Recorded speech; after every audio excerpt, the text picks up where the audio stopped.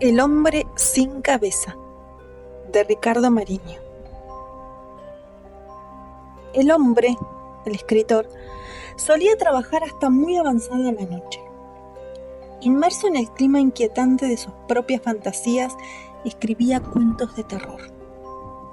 La vieja casona de aspecto fantasmal en la que vivía le inspiraban historias en las que inocentes personas, distraídas en sus quehaceres, de pronto conocían el horror de enfrentar lo sobrenatural.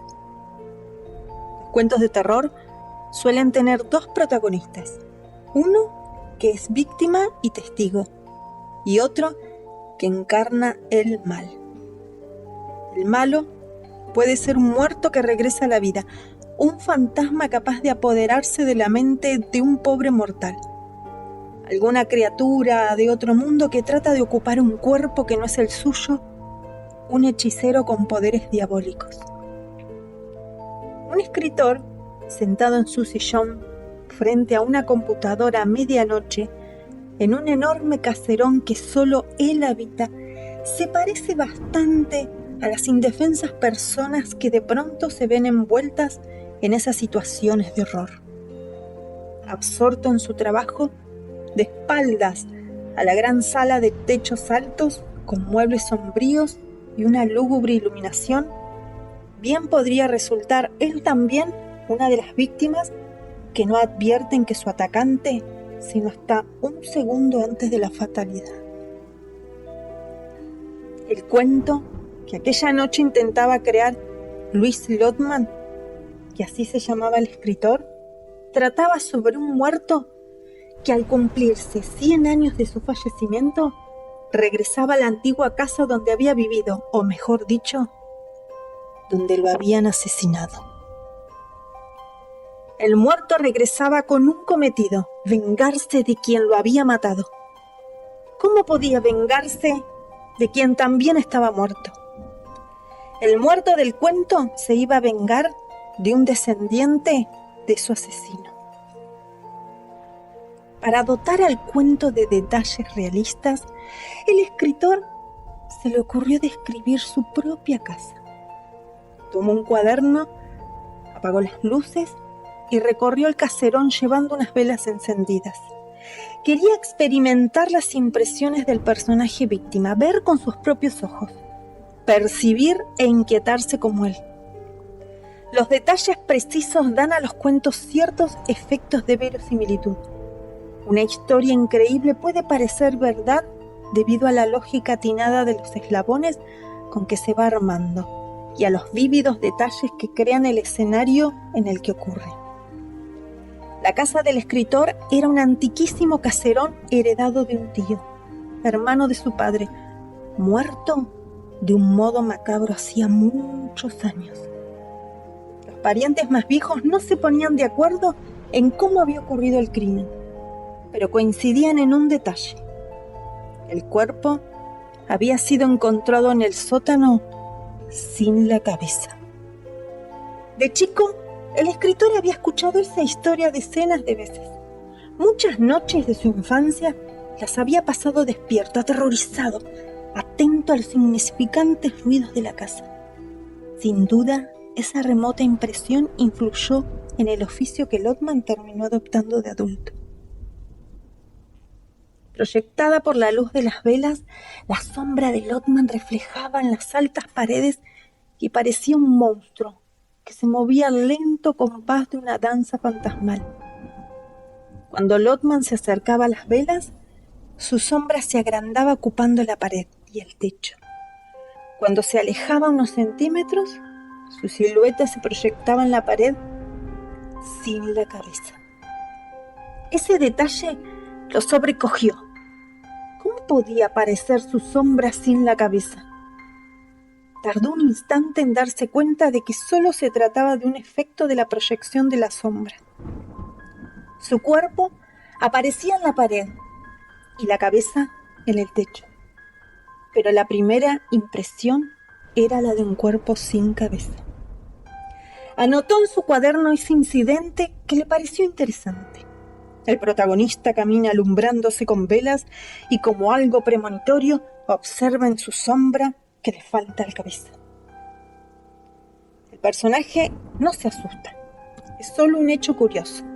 No se asusta porque él desconoce que en un minuto su destino tendrá relación con un hombre sin cabeza. Y no se asusta, pensó Lotman, porque así se asustará más el lector. Terminó de anotar esa idea, cerró el cuaderno y decidió bajar al sótano. Los apolillados encastres de la escalera emitían aullidos a cada pie que él apoyaba.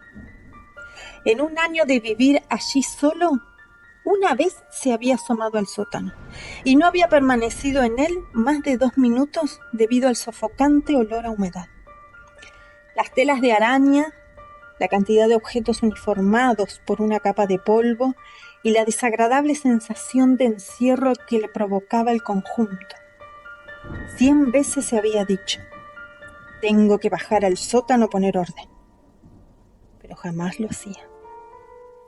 Se detuvo en el medio del sótano y alzó el candelero para distinguir mejor. Enseguida percibió el olor a humedad y decidió regresar a la escalera.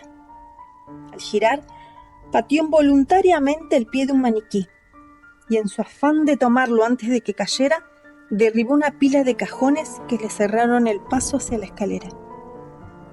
Ahogado, en una mueca de desesperación, intentó caminar por encima de las cosas, pero terminó trastabillando. Cayó sobre el sillón desfondado y con él se volteó el candelero y las velas se apagaron. Mientras trataba de orientarse, Lotman experimentó, como a menudo le ocurría a los protagonistas de sus historias, la más pura desesperación. Estaba a oscuras, nerviosísimo, y no encontraba la salida.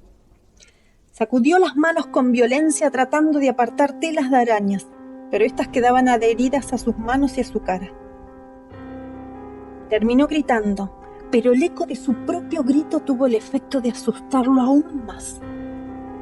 Quién sabe cuánto tiempo le llevó dar con la escalera y con la puerta. Cuando al fin llegó a la salida, chorreando transpiración, temblando de miedo, atinó a cerrar con llave la puerta que conducía al sótano. Pero su nerviosismo no le permitía acertar con la cerradura. Corrió entonces hasta cada uno de los interruptores y encendió a manotazos todas las luces. Basta de clima inquietante para inspirarse en los cuentos, se dijo. Estaba visto que en la vida real él toleraba muchísimo menos que alguno de sus personajes capaz de explorar catacumbas en un cementerio. Cuando por fin llegó al acogedor estudio donde escribía, se echó a llorar como un chico. Una gran taza de café hizo el milagro de reconfortarlo. Se sentó ante la computadora y escribió el cuento de un tirón. El muerto sin cabeza salía del cementerio en una espantosa noche de tormenta. Había despertado de su muerte gracias a una profecía que le permitía llevar a cabo la deseada venganza pensada en los últimos instantes de su agonía. Asesinar, cortarle la cabeza a la descendencia, al hijo de quien había sido su asesino, su propio hermano. Cuando el escritor puso el punto final a su cuento, sintió el alivio típico de esos casos. Se dejó resbalar unos centímetros en el sillón, apoyó la cabeza en el respaldo y cerró los ojos. Ya había escrito el cuento que se había propuesto hacer. Dedicaría el día siguiente a pasear y a encontrarse con algún amigo a tomar un café. Sin embargo, de pronto, tuvo un extraño presentimiento. Era una estupidez, una fantasía casi infantil, la tontería más absurda que pudiera pensarse. Estaba seguro de que había alguien detrás de él. Cobardía o desesperación, no se animaba a abrir los ojos y voltearse a mirar. Todavía, con los ojos cerrados, llegó a pensar que en realidad no necesitaba darse vuelta. Delante tenía una ventana cuyo vidrio, con esa noche cerrada, funcionaba como un espejo perfecto. Pensó con terror que si había alguien detrás de él, lo vería no bien abriera los ojos. Demoró una eternidad en abrirlos.